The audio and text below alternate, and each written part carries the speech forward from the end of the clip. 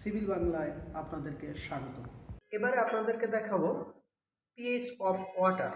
PH of water করার জন্য আমরা এখানে যে অ্যাপারেটস ব্যবহার করব এটার সাথে আপনাদের পরিচয় করে দিচ্ছি। এটা হলো পিএইচ মিটার, এটা হলো মাল্টি প্যারামিটার। এই দুটো যন্ত্রের মাধ্যমে আমরা পিএইচ করতে পারবো। এটা হলো ম্যাগনেটিক স্টিয়ার, এটা হলো স্টান, এটার প্রুফ হলো এটা, আর পিএইচ মিটারের প্রুফ হলো এটা। আমরা দুইটা প্রুফ রেখে দিলাম। এরপরে আমরা মেশিনগুলি অন করব। মেশিনগুলি অন করলাম। এখানে বলে রাখি পিএইচ মিটার দিয়েও আমরা পিএইচ করতে পারবো, মাল্টি প্যারামিটার দিয়েও পিএইচ করতে পারবো, যার কারণে আমরা দুইটা অ্যাপারেটস পাশাপাশি রেখে আপনাদেরকে দেখিয়ে দিচ্ছি। পিএইচ মিটার ওপেন করব এবং মাল্টি প্যারামিটার ওপেন করব। দুইটা ওপেন করার পরে আমাদেরকে এটা ক্যালিব্রেশন করতে হয়। ক্যালিব্রেশন করতে হবে স্ট্যান্ডার্ড বাপার সলিউশন দিয়ে। স্ট্যান্ডার্ড বাপার সলিউশন আমাদেরকে জানা আছে যে buffer solution pH 4, buffer solution pH 7, buffer solution pH 10। এই তিনটা স্ট্যান্ডার্ড সলিউশন দিয়েই আমরা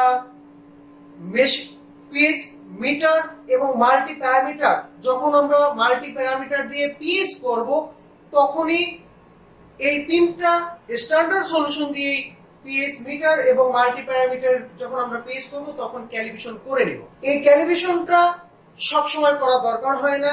আমাদের এই মিটারগুলি অনেক ভালো, যার কারণে সব সময় করা দরকার হয় না। আমাদের এখানে একটা স্কেল দেখাচ্ছে, মানে গ্রাফের মতো তিনটা পয়েন্ট, একটা হলো 4, 7, 10 এবং ক্যালিব্রেশনটা যখন ওকে থাকবে, ঠিক থাকবে, তখন আমরা এই কর্নারে দেখব ওকে লেখা আছে। তখন আমরা বুঝতে পারবো যে না, এই ক্যালিব্রেশন ওকে আছে। আমরা যদি এটা দিয়ে ক্যালিব্রেশন তখন আর তাৎক্ষণিক না করেও আমরা কাজ করতে পারবো। যখন ওকে লেখাটা চলে যাবে তখনই আমাদের এই তিনটা স্ট্যান্ডার্ড সলিউশন দিয়ে ক্যালিব্রেশন করে তারপরে আমাদের স্যাম্পল ওয়াটারে টেস্ট করতে হবে। এবারে হলো আমরা পিএইচ মিটারকে ক্যালিব্রেশন করব।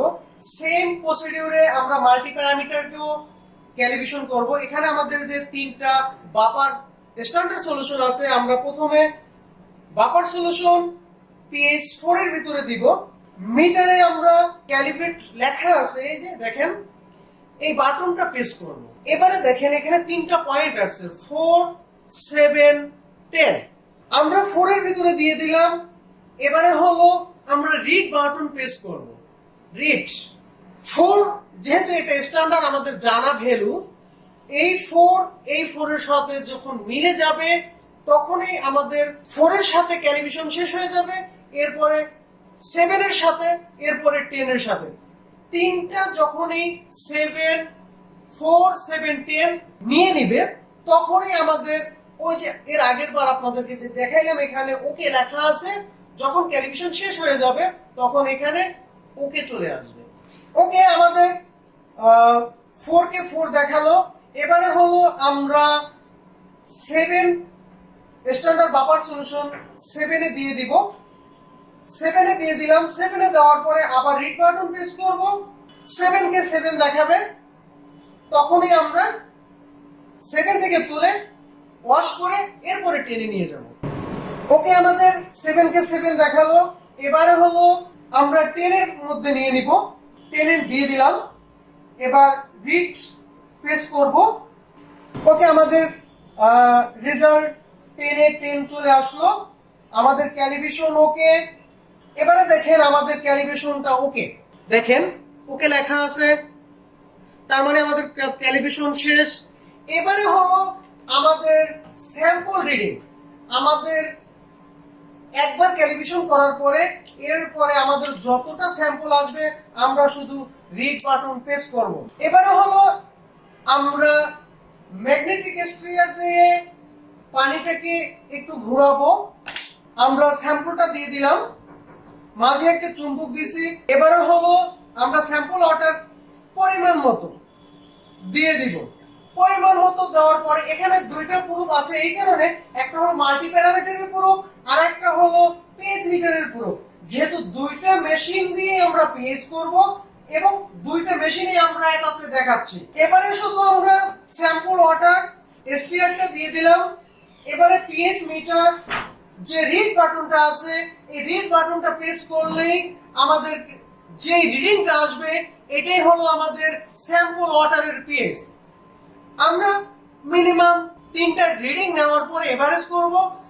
আর এই মেশিনটা অনেক ভালো মেশিন, যার কারণে হলো আমাদের প্রথম 3বার যদি আমরা রিডিং নিয়ে যাই, তারপরে আপনি যতবার রিডিং নেবেন দেখা যাবে যে সেই একই রিডিং বারবার দিচ্ছে।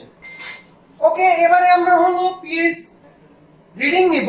পিএইচ রিডিং দেখেন, পিএইচ রিডিং চলে আসছে 7.60, 7.59, 7.58।